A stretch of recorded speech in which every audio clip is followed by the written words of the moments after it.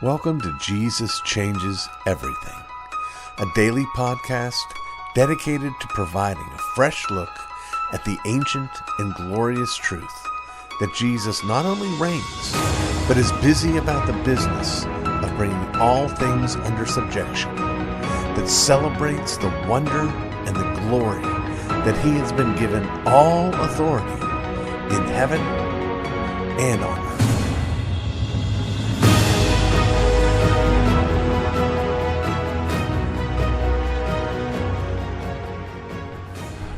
It's ism time once again, and I'm happy to be back at it.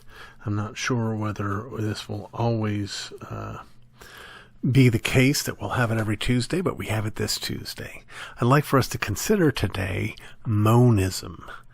Monism, M as in Mary, O, N as in Nancy, I-S-M.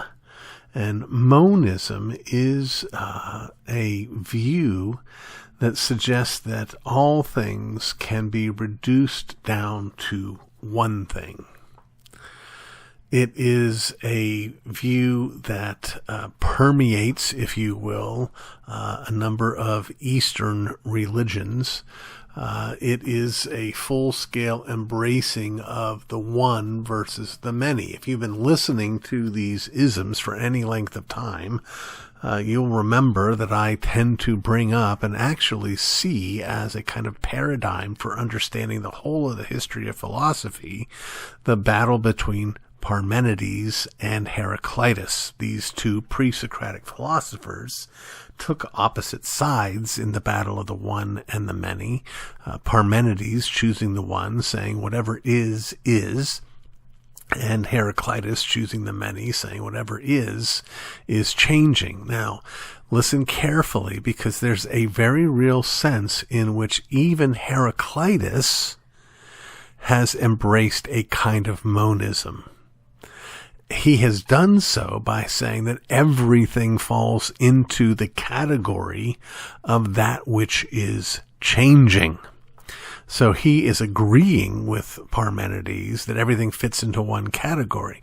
The trouble is they're both wrong. Everything doesn't fit into one category. And in fact, we humans are both human beings and human becomings. That is, there is something about us that stays the same. This is why we have a consciousness that travels in a sense through time, that even though I'm not 7 years old anymore, I know that I'm the same person who I was when I was 7 years old, though of course I've also changed. That's what we're saying. We have being, that part of us that doesn't change, and becoming that part of us that does change. My favorite illustration is that we're like a string of pearls, that each pearl represents a quality or a characteristic that can come or go, can be taken off or added. Now I'm not 7, I'm in my 50s. Now I'm not a kid with a full head of hair. Now I'm bald. All those things are changes. They describe what I am and what I was, and they're different. But the string stays the same. So monism is the view that everything can fit into one category. And it's my conviction that monism will always fail, because it fails to take into account the reality of the universe, which is that things cannot be reduced down to one, because the very essence of reality is both 3 and 1. That the Trinity is irreducible. That there are 3 persons is not accidental. It's not a side issue. It's not a pearl that could come off the string of deity. It is essential to who God is, which means it's essential to all of reality. The same is true of the oneness, the unity. That unity is also essential. You can't remove the one essence and still have God be the same being. So, my view is that you can only reduce reality down to both one and many. You can only reduce reality down to both being and becoming. You can only reduce reality down to what is and what is changing. You can only reduce reality down to the deductive, which matches up with the one, and the inductive, which matches up with the many. You can only do it with the analytic, which matches the one, and the synthetic, which matches the many. You can only reduce it down to both rationalism, which represents the one, and empiricism, which represents the many. Let's take that as and slow down and unpack it just a little bit more. Rationalism, the idea that all the things that we know through logic, is a solipsistic way of looking at reality. We can know 1 + 1 = 2, but there is no 1, and there is no 1, and there is no 2. There's one apple and another apple and two apples. But these abstractions aren't real. They're true, but they're not real. And yet, if you don't have these abstractions, you don't have these categories, then you can't make any sense of the stuff that is outside of us. That is, again, very simple way of looking at it is the analytic or the deductive or the rational is like a Jell-O mold. It gives shape. There's nothing in it. It's empty by itself. And the particulars, the units, the bits of information out there that do come through our senses, they're the Jell-O. Without the mold, the Jell-O will just thin out and thin out and thin out and spread out until it's infinitely shallow and infinitely wide. But without the Jell-O, all you have in the mold is emptiness. You need them both. You can't get it down to one. The best you can do is get it down to the one and the many.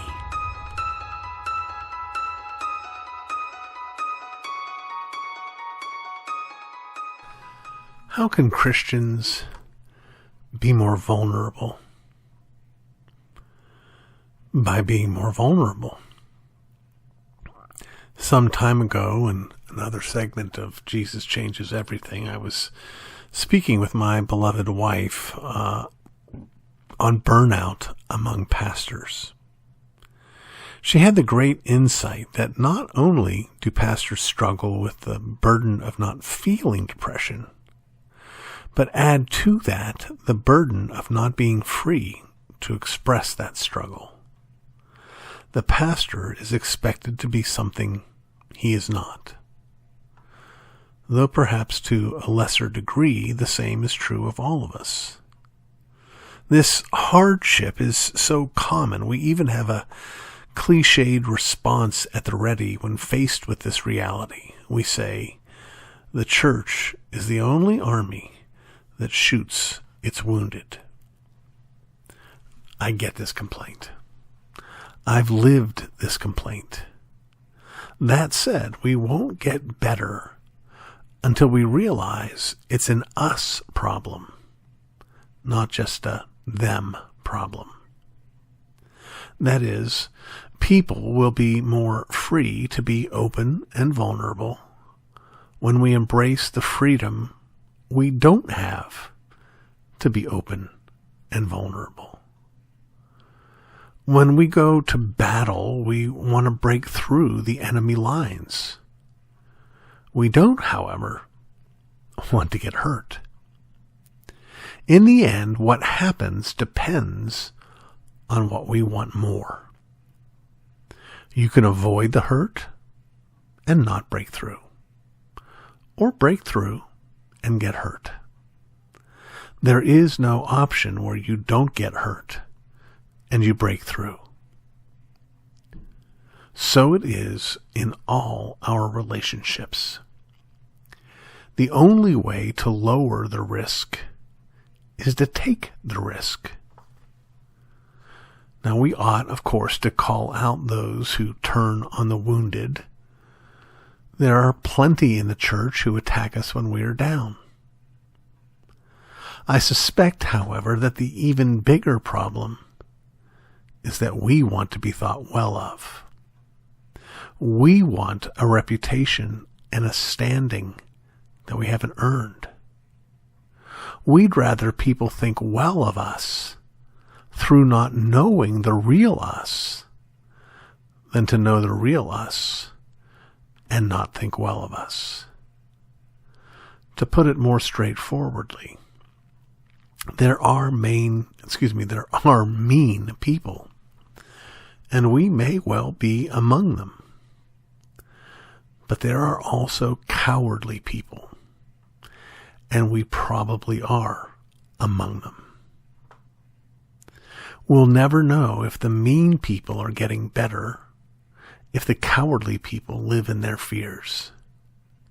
And don't forget, it's not just possible, but likely that we each have both of these issues. Mean toward others and cowardly with respect to others. The cure, friends, for both problems is the same: the gospel of Jesus Christ. When I see my brothers and sisters, whatever they may struggle with, as those for whom my Lord died, I can embrace them without a mean spirit. And when I see myself as beloved of the Father because of Jesus, despite whatever I may struggle with, I have no reason to fear the mean spirit in others. When I am disinterested in pleasing men, I have hope that I can find genuine friends. My greatest friend, after all, told us that if we lose our lives, we will find them. So let us then be of good cheer and lift one another up. If we sting the hurting, let us repent. If we are stung in our hurt, let us forgive. And let us all together look to Jesus. You've been listening to the Jesus Changes Everything podcast, a production of Dunamis Fellowship, the teaching outreach of Dr. R.C. Sproul Jr. If you've enjoyed this podcast, we encourage you to subscribe, which you can do at all the usual outlets, to tell your friends, and to spread the word. To learn more about the work of Dunamis Fellowship, please visit rcsproulJR.com. And join us next time on Jesus Changes Everything.